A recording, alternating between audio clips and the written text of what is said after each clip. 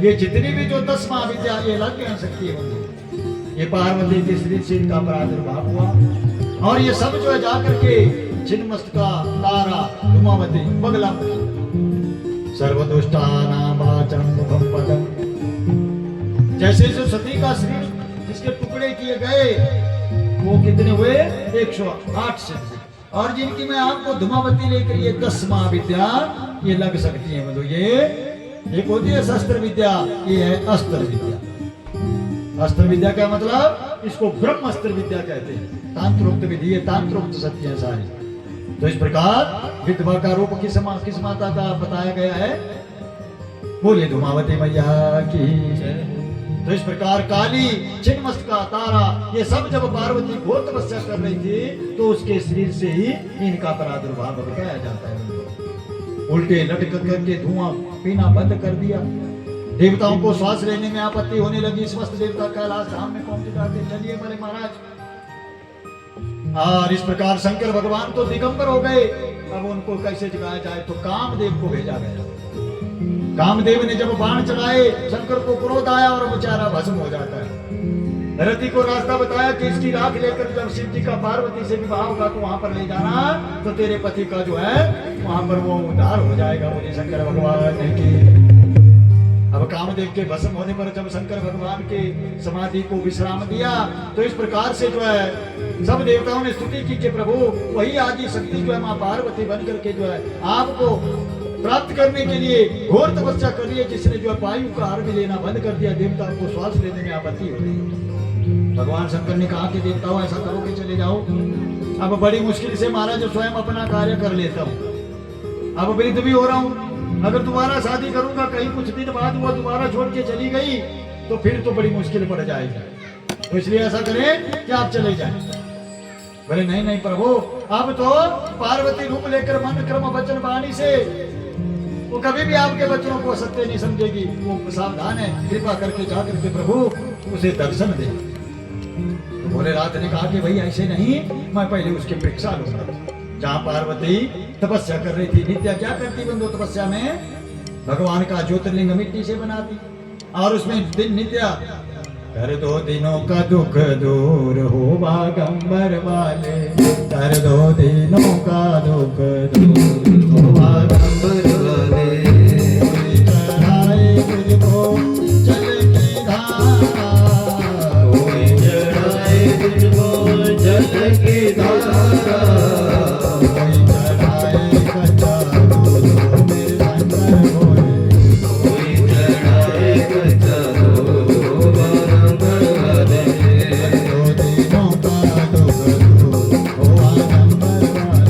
कर दो दिनों का दुख दूर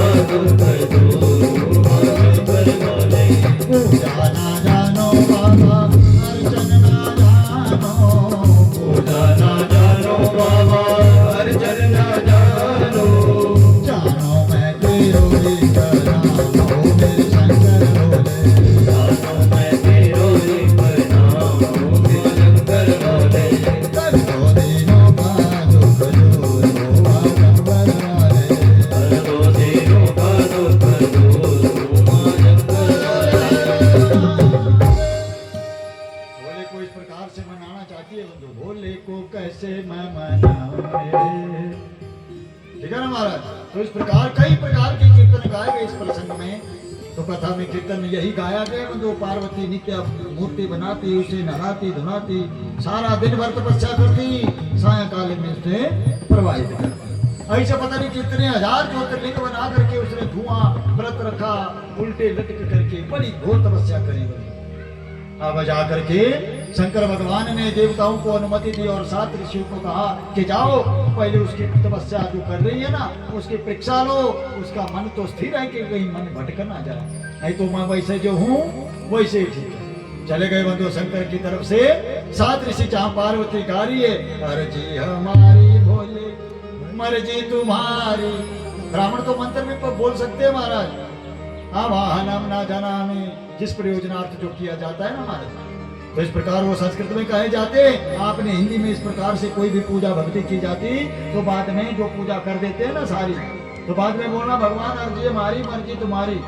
हाँ बेटी कोई पति चाहती है, कोई बहू बेचारी पुत्र को चाहती है, कोई शरीर में कष्ट वाला भारी आरोग्य चाहती है, तो ऐसा ही कहे कि अर्जी हमारी इस प्रयोजनार्थ जो जब पाठ पूजा की जाती है तो भगवान देश में बोले हिंदी में भी कोई अगर भगवान की स्तुति करता है भगवान उसके ऊपर भी प्रसन्न हो जाते हैं। जैसे सप्तशती का पाठ हिंदी में भी अगर करा जाए 4 नवरात्रों में तो उतना ही फल मिलता है जितना कि 5 ब्राह्मणों को बिठाने से हम पूजा पाठ घर में करवाते हैं। तो इस प्रकार 7 ऋषि चल पड़ते हैं तो जहाँ पर पार्वती तपस्या कर रही थी, और इस प्रकार से पार्वती से पास जब पहुंचे तो 7 ऋषियों ने इस प्रकार से पूछा कि देवी पार्वती, देवी तुम कौन हो और किसकी बेटी? यहाँ पर घोर जंगल में इतनी सुंदर, तुम कहीं लक्ष्मी तो नहीं हो? माँ दुर्गा हो कौन हो? देवांगना हो कि धर्म कन्या हो कौन हो? जब इस प्रकार से कहा बोले महाराज मैं कहा, लक्ष्मी कहाँ, सती कहाँ, पार्वती? मैं तो हिमाचल राजा एक महाराज, आप तो पर्वत है मलेच, तो उस पर्वत की बेटी हूँ, मेरा नाम पार्वती है। बोले अच्छा बेटी तुम तो ऐसी लग रही हो जैसे कि स्वर्ग से कोई शक्ति धरा के ऊपर जो है उतर चुकी हो। बोले शंकर भगवान की अच्छा तो ये बताओ ये जितना घोर तप कर रही हो ना राजकन्या, राजकन्या को तपस्या की क्या जरूरत? घर में चले जाओ, बिना तपस्या से ही पति मिल जाएगा। बोलो महाराज मिलता है कि नहीं? कोई बच्चा नौकरी लग जाता है तो बेटी मिल जाती कि नहीं मिलती है? तो बच्चों को बोलना अपने भाई नौकरी के लिए तैयारी करें तो क्या मिल जाएगी? हाँ मिल जाएगी लड़की। अगर नौकरी नहीं लगोगे तो आज बहुत रह रहे हैं ऐसे 35-40 हो गई, आयु नहीं हो रही है शादी, फिर बोले पति करा वाला पाठ मतलब कि जो मान रहे डबे फायदा नहीं है। बोले शंकर भगवान की बच्चे जब 30-24 से ऊपर हो जाए ना तो खतरा लग जाता है बंधु, या तो फिर परिश्रम करें या तो अपने कारोबार में स्टैंड हो जाए, नहीं तो बड़ी मुश्किल पड़ जाती। ऐसा नहीं है राजपूत तो मेरी जजमानी में चलना यहाँ से परसों से नीचे तक आ जाएंगे तो बहुत ऐसे बच्चे मिल जाएंगे आपको, बड़ी मुश्किल है। और सब कारोबार सब कार्य किसी का प्रकार की कमी नहीं है, पर नहीं महाराज हो रहा है। कारण क्या है? पहले शॉर्टेज इस कारण पड़ी कि बेटियों के गर्भ निकाल दिए गए और सारे लड़के हो गए बहुत, अब लड़की हो गई कम। अब जब कम सम है भी जिसके आप रिश्ता देना चाहेंगे तो बेटी बाहर चंडीगढ़ में कर रही है, बोले महाराज वहां पर ही उसकी पसंद है पंडित जी, वो देखा देते। बोले शंकर भगवान की माता पिता बोल रहे बेटी की पसंद हो चुकी है, फिर कहाँ देना रिश्ता माने?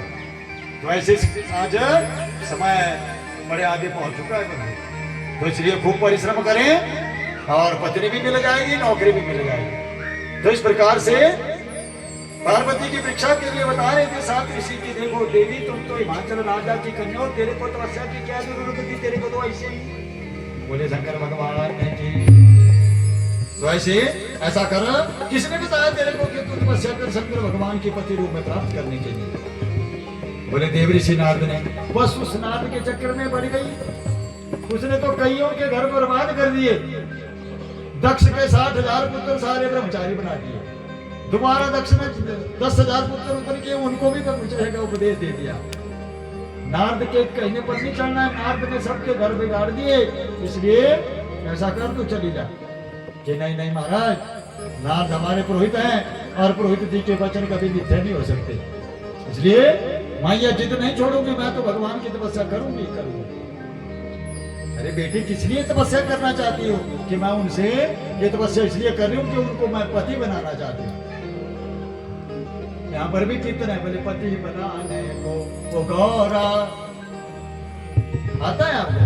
गा लूंगे नहीं, सुनिए कथा। तो गौरा ढूंढ रही कैला शिव को पति बनाने को, शिव को पति बनाने को, प्रभु का हरि गुण गाने को। गौरा ढूंढ रही कैला शिव को पति बनाने को, गौरा ढूंढ रही कैला शिव को पति बनाने को। पैरे सजाने को होना चाहिए मुझे पैरों की पायल, मुझे तो चाहिए वो मची माला हरि गुण गाने को, भोले का हरि गुण गाने को। गौरा ढूंढ रही कैला शिव को पति बनाने को, गौरा ढूंढ रही कैला शिव को पति बनाने को। शिव को पति बनाने को, भोले का हरि गुण गाने को। गौरा ढूंढ रही कैला शिव को पति बनाने को। गौरा ढूंढ रही कैला शिव को पति बनाने को। शिव को बता दिया, अरे बेटी तेरा तो दिमाग खराब हो गया। अरे उस भिखारी के लिए तपस्या की क्या जरूरत है? कहीं राह चलते हुए भिखारी को पकड़ लेती, उसमें तो इसमें एक फर्क रत्ती भर में नहीं। ना उसके कोई माता पिता, अनाथ तो है वो, है ना। जहाँ तेरे को रखना है शमशान में रहता, ना घर है ना बाहर है। तेरे को जहाँ गले में लगाना वहां बड़े बड़े सर्प रखता है, कभी नहाता नहीं धोता नहीं, आधे कपड़े पहनता है। तो इसलिए तपस्या करनी थी तो भगवान विष्णु के लिए वैकुंठ धाम मिलता, ब्रह्मलोक में ब्रह्मा के लिए सूर्य इतने सुंदर, चंद्रमा इतने तेजस्वी, सूर्य चंद्रमा इतने सुंदर, फिर उस भोले के पीछे क्यों पड़ी हुई है? बोल शंकर भगवान की। वो शमशान में रहने वाला, इस नाथ ने मैंने बताया बहुत से घर उजाड़ दिए, अभी भी समय घर में चली जाए। बोले महाराज आप कहने की विष्णु है सुंदर, सूर्य सुंदर है, चंद्रमा सुंदर है। देखिए ऋषियों, मन कितने हैं? 11 की एक, कितने हैं? जोरदार करो मन, एक ही होता है ना। तो महाराज 11 होते तो मैं अन्य देवताओं के प्रति सोचती, लेकिन ये तो एक ही है, और वो तो शंकर भगवान को मैं दे चुकी हूँ। अगर शादी करूंगी तो शंकर भगवान से, तो अन्य देवताओं की प्रशंसा मत करो।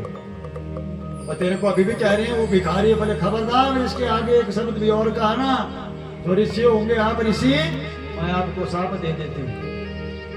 आप तो जानते हैं, बोले तो तेरी बुद्धि भी वैसी है ना, और तेरे पिता भी तो वैसे हैं। तो महाराज जब पता है कि मेरे पिता क्या है, पर्वत है, तो पर्वत कैसे होते हैं? जिद्दी होते हैं ना बड़े भारी। तो मैं भी उस पर्वत की तो बेटी हूँ।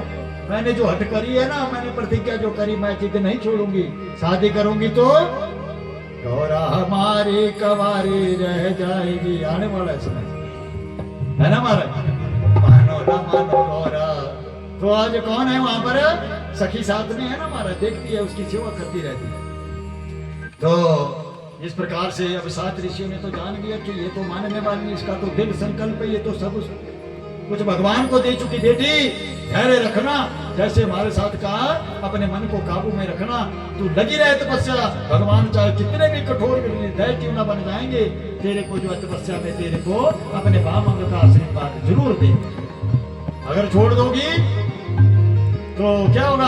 आधे रास्ते में रह जाओ। तो इसलिए अपने संकल्प, अपनी प्रतिज्ञा को उसने पहले भी नहीं छोड़ना था। तो ऋषियों ने और साहस दिया कि घबराओ, जब इतनी बड़ी 16,000 वर्ष व्यतीत हो गए थे बंधु, तो फिर बोला अब तो तपस्या चरम सीमा पे थी, तो अब थोड़ा सा समय बचा था। और भगवान शंकर ने जो है उसे तो हिमाचल राजा के होते हुए 7 ऋषि पहुंच गए। महाराज तुम्हारी कन्या का मन बड़ा काबू में है, और शंकर के लिए जो घोर तपस्या कर रही है। अब शंकर भगवान के सारे देवता पहुंचे हैं शंकर भगवान के पास, और सबको श्वास नहीं मिल रही है, और सारे देवता कह रहे थे बोले जी जाइए पार्वती को दर्शन दिए, नहीं तो क्या होगा? धरा के ऊपर प्रलय